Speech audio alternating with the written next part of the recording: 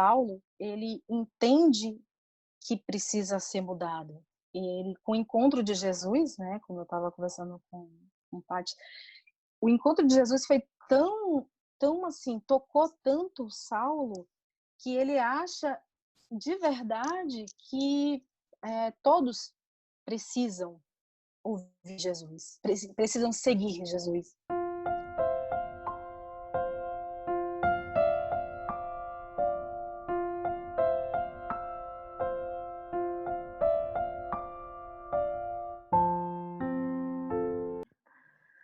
Olá, amigos! Nossas saudações cordiais. Estamos aqui mais uma vez para o canal Lições de Amor, no nosso quadro paulatino, que visa extrair lições da obra Paulo Estevão para tempos difíceis. Eu sou Patrícia Lins e hoje nós estamos recebendo uma convidada muito especial, Luciana Moreira. Por favor, Lúcia, apresente. Oi, pessoal, do canal Lições de Amor, um canal que eu gosto muito, de coração. Oi, Paty, boa noite.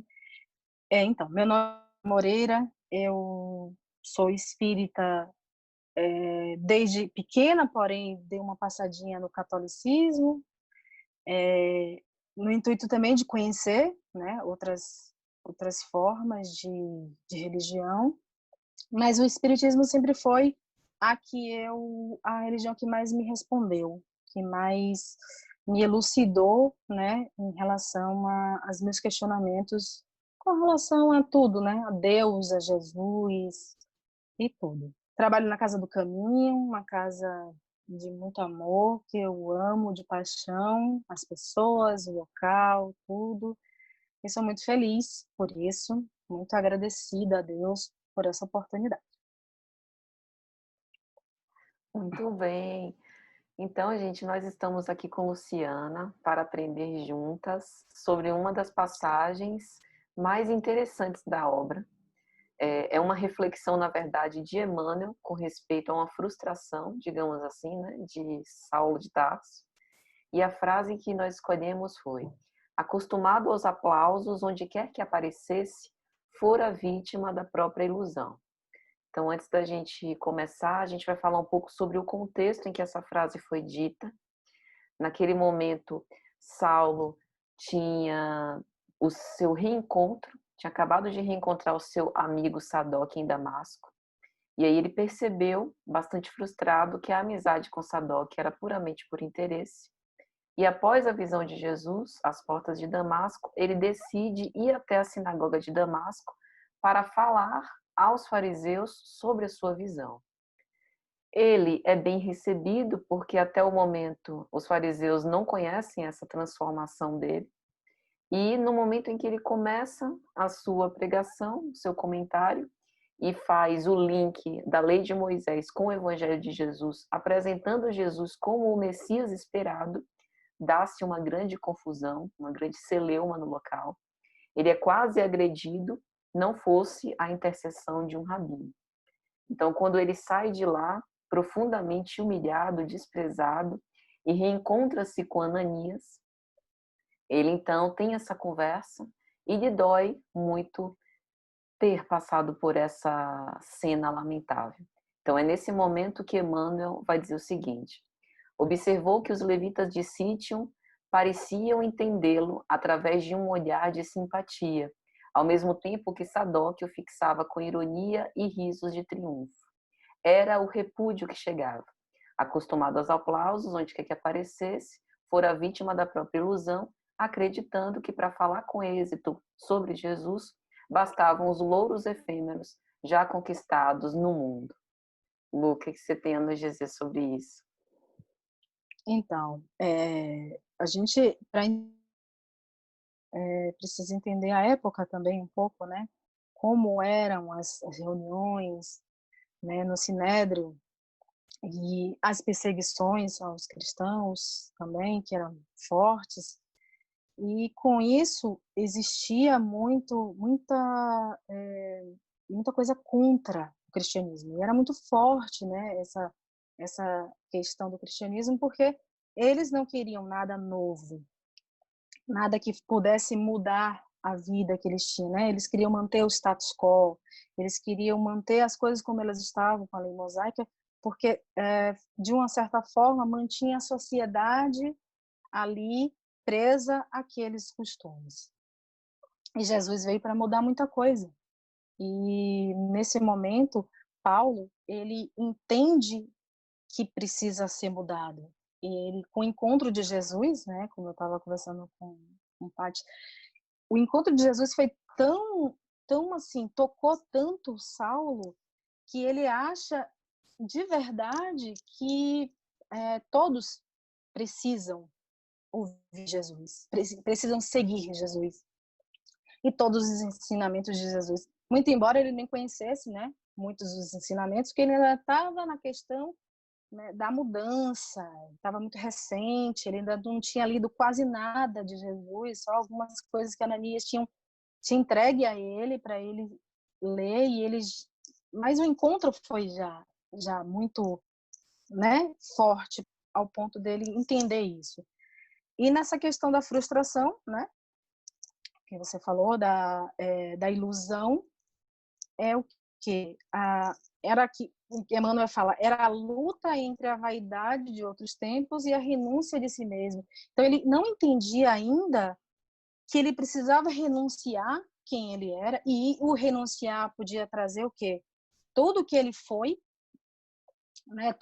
Todas as pompas e circunstâncias que tinha na entrada dele, na fala dele, todos aplaudiam, não era mais aquilo. Não vai existir, porque o grupo que ele estava falando não entendia o que ele estava falando, da forma que ele estava falando, do sentimento que ele tinha por Jesus já, né?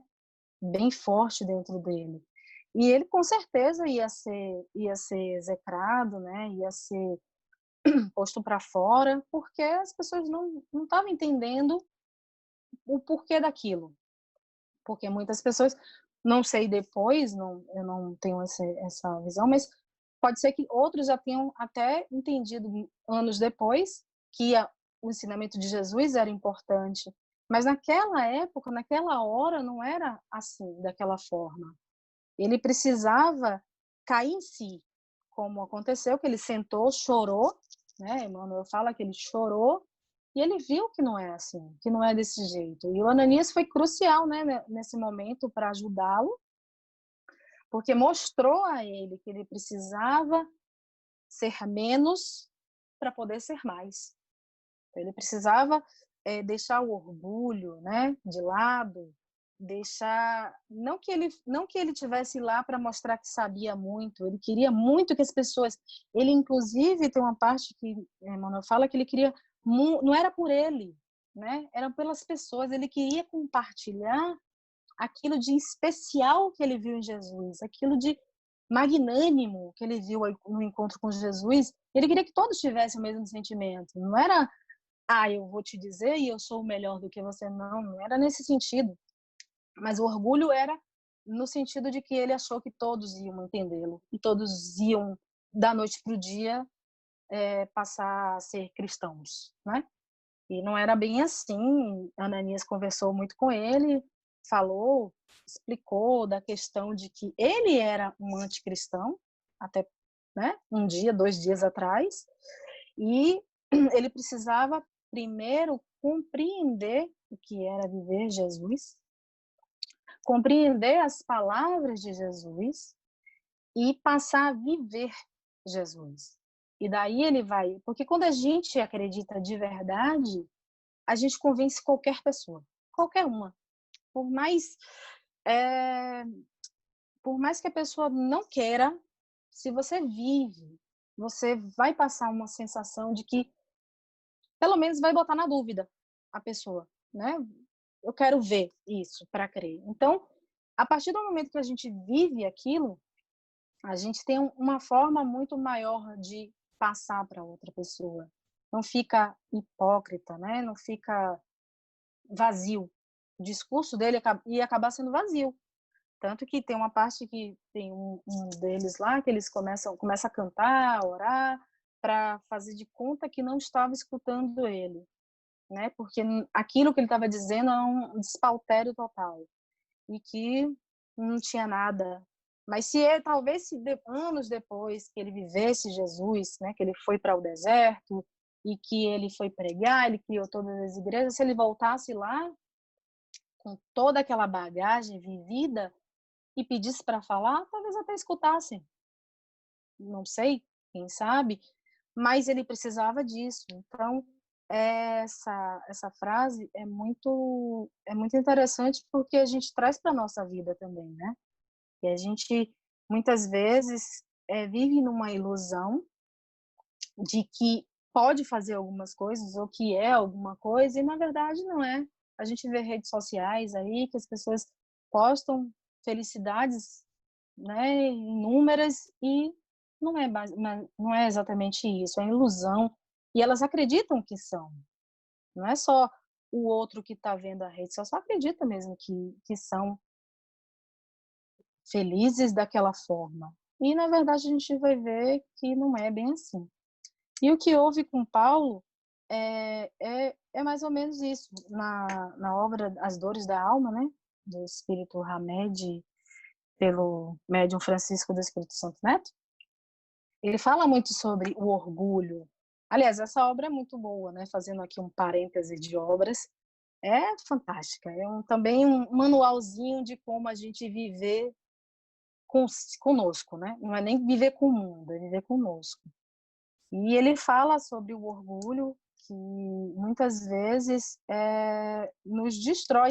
E o próprio Evangelho também diz que, em muitas passagens, os dois piores momentos do ser humano é o do egoísmo e do orgulho, né? É o que mais são as nossas mais inclinações que devemos combater todos os dias, todos os momentos. Não, eu vou lá, eu vou falar e eles vão ter que me ouvir. Tem uma parte que ele fala, eles vão ter que me ouvir, né? E isso daí demonstra muito a questão do olhe quem eu sou, né? Eles não podem dizer que eu não posso falar, porque eu sou Saulo de Tarso. Então, às vezes ele dá uma recaída assim, né, do homem velho e acaba voltando um pouco às origens daquela força que ele tinha.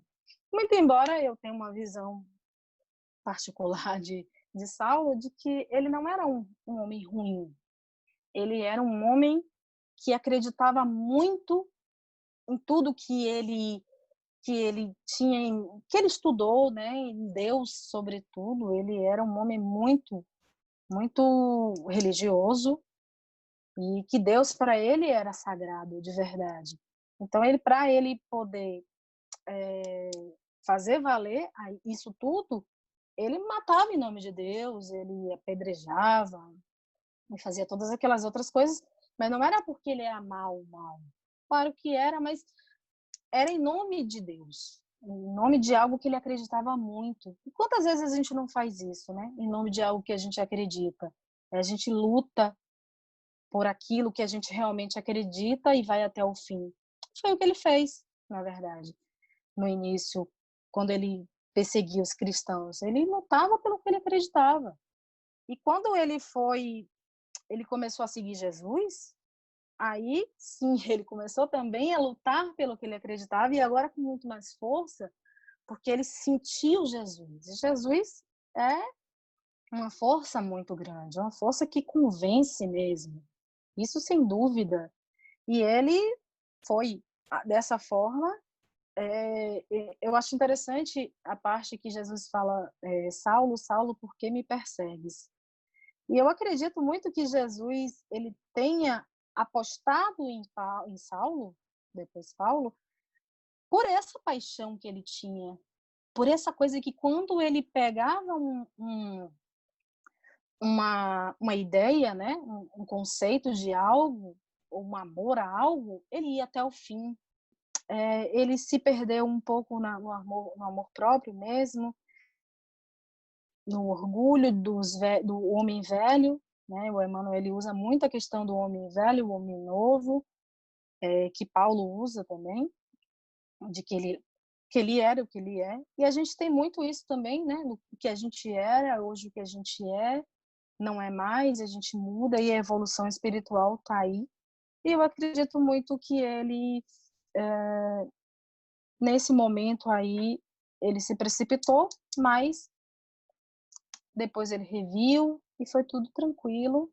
Tranquilo não, né? Foi bem complicado, mas no final foi isso. Como ele fala que tem uma outra parte, né, que quando ele faz a autoconcepção. O Mohamed, ele usa muito a autoconcepção nas ilusões. E quando a ilusão passa, você sabe quem você é de verdade, né? Quando acaba toda aquela parte ilusória da vida que brilha para você e você entende quem você é, entende qual é o seu propósito na vida. E eu acho que a gente busca muito isso, né? O nosso propósito na vida. E essa autoconcepção da ilusão acontece. E para Saulo aconteceu quase que imediato, né? Porque tinha muita pressa de que ele começasse, né, a questão de levar a palavra de Jesus para todos os cantos. E ele teve uma ajuda muito grande da Ananias, e por ironia era a pessoa que ele foi lá para matar, né, para aprender, para fazer coisas que ele fazia antes, e foi quem ajudou ele muito antes dele ir para o deserto, de encontrar Gamaliel, né, e de começar a pregar a palavra do Cristo. Eu entendo que foi dessa forma. Bom, muito bom. Eu queria que você comentasse o seguinte: é, todas essas transformações que a gente vê se operar em Saulo, esse véu rasgado das ilusões, ocorreram em Uhum. vida. Aí eu fiquei Isso. imaginando sobre o como a morte, para muitos de nós, é esse rasgar de véu das ilusões. E como em alguns casos nem a morte. Muitos Uhum. continuam, né, no além-túmulo com as velhas ilusões. Fala um pouco pra gente sobre isso. Exatamente. Tá vivendo numa situação pandêmica, né? A gente está, de uma certa forma, lidando com a morte muito de perto, muito, porque a gente sabe que vai morrer, é fato, mas não amanhã, nem depois de amanhã, e nem fica pensando nisso o tempo inteiro. A gente só sabe. E com essa pandemia, né, com esse vírus tão letal, a gente começa a pensar sobre a morte. E a morte é bem isso, a gente chega um momento que, se você não fez nada nessa existência para se melhorar, vem a morte e você vai precisar voltar de novo, né? Se você teve toda a oportunidade de fazer aquilo. E o pior, a gente vê muito nas mediúnicas, né? Espíritos que continuam com o mesmo rancor, com a mesma mágoa, né? Com o mesmo ódio, ou da mesma forma que viveu aqui, presos numa ilusão de que, não criticando nenhuma religião, mas muitas religiões pregam que após a morte não tem nada, você fica dormindo, então muitos continuam dormindo lá, e, né, muito embora precise acordar, precisem começar a trabalhar para voltar, né, para a existência na Terra ou em outro mundo qualquer. E a gente começa a perceber que cai essa ilusão, né, de que a gente só vive uma vez e que eu fui questionada uma vez por uma pessoa, falou assim, para o espírita é muito fácil entender que tem outra vida, né? Porque não vou fazer nada nessa, na próxima eu conserto. Falei, não é bem assim não. Na próxima você não pode ter, pode ser que você não tenha a oportunidade nem de consertar, porque você vem com outros problemas, que você vem com esses e outros que você foi adquirindo nessa em outras vidas e na próxima. Então, a hora de consertar é aqui, nessa vida, nessa existência. Não adianta a gente achar, eu tenho muitas existências e eu vou deixar para consertar depois, na próxima. Porque essa não vai dar. Não é bem assim. A gente precisa consertar nessa, então a gente precisa ter a autoconcepção nessa vida. A gente precisa se conhecer nessa vida. A gente precisa tomar um rumo espiritual, né, nessa vida. para que na próxima, como a gente que é espírita sabe, a gente venha melhor, e depois melhor e melhor. E a gente vai se aprimorando, claro, né? Não tenho dúvida disso, que não é nessa que a gente vai conseguir tudo, porque a carne é densa e, né, todas aquelas coisas que a gente já traz de outras vidas, né, os arquétipos e todas aquelas outras coisas que estão dentro de nós, ele continua. Contudo, a gente tem dentro da gente algo chamado consciência. E essa consciência que vai nos trazer a realidade que precisamos mudar, sair da ilusão de que tudo é material. Não é. O material serve, é muito importante, é muito bem-vindo, para que dê subsídio para a nossa evolução espiritual. Porque a gente tem, você com fome, né, como a gente vê muitas vezes, né, no país que a gente vive, com fome ninguém lê um livro. Com fome as pessoas se revoltam, né? Então, não tem como fazer. Não tendo uma casa, uma luz, um lar, você não tem nem como, né, fazer. Muito embora as vicissitudes elas servem para que a gente possa mudar e são muito mais valiosas do que você ter uma casa linda, ter o que comer, e aí fica muito mais fácil. Quando é muito mais difícil, quando a gente consegue superar, né, as dificuldades serenamente, confiante em Deus, porque Deus é bom, é maravilhoso. Ele é, ele é infinitamente bom e infinitamente maravilhoso. Então, eu não posso nem, não passa nem na minha cabeça um dia que eu tenha algum problema sério, muito sério, e dizer que Deus está me castigando. Jamais, jamais eu vou imaginar isso. Ele não castiga ninguém. Agora, existem leis que são, né, implacáveis. A gente precisa, até para que a gente possa se melhorar. Então, não existe tirania de Deus, não existe maldade de Deus. Deus não é nada disso. Muito pelo contrário. Ele, muitas vezes, a gente tem uma dívida de 10 milhões, ele cobra 1 centavo. E para ele está satisfeito se você fez com amor, se você fez com dedicação, se você fez desprendido de qualquer contrapartida, né? Fez, só estava ali e mesmo no sofrimento eu continuei fazendo e sendo o que eu era. Eu não blasfemei, eu não fiquei contra os meus irmãos porque eu estou vivendo uma situação difícil e um outro não está, né? A gente tem que comparar nossas vidas com a de ninguém. A gente precisa viver, cada qual tem a sua prova, cada qual tem os seus obstáculos que são necessários para cada espírito, para cada momento que a gente viva, né? Cada um tem a sua cruz, né? Como a gente fala. E precisa carregar sem achar que está sendo injustiçado, porque Deus não é injusto, de modo algum.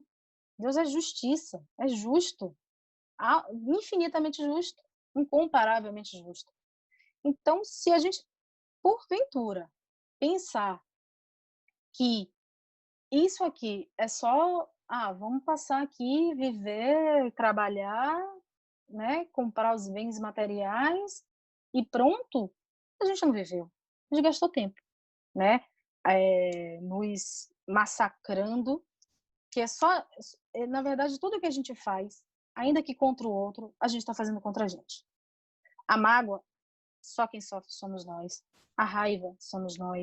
Se você entende que as coisas vão se resolver, se você confia, é a fé raciocinada, né, que a gente tanto fala no Espiritismo.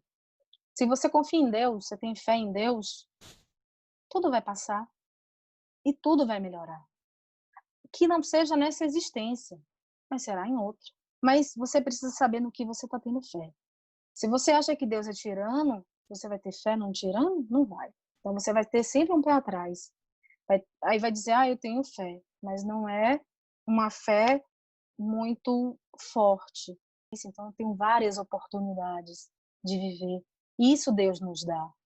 Eu tenho a prova de que essa vida ela é para que eu aprenda. Eu tenho uma prova de que tem outras existências. Eu tenho uma prova de que tem outros mundos. Eu tenho várias provas que vão fazer com que a minha fé seja real, seja resistente. Não apenas porque eu estou feliz, eu tenho fé. Aí no dia que eu não estou feliz, eu não tenho mais fé, porque eu começo a me desesperar, e o desespero é a falta de fé, basicamente. Pô, Lu, eu queria te agradecer muito pela sua presença, pelos esclarecimentos. Eu que agradeço o convite imerecido.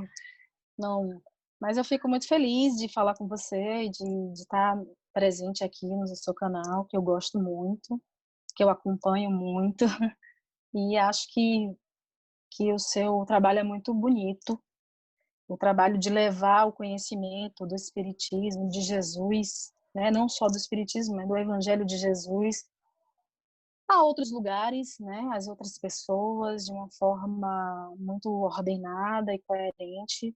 Parabéns. Pra você também. Vai voltar quando? Ah, a gente conversa sobre isso. Mas em breve eu volto. Então tá bom. Um abraço, gente. Um abraço, Lu. Obrigada, abraço.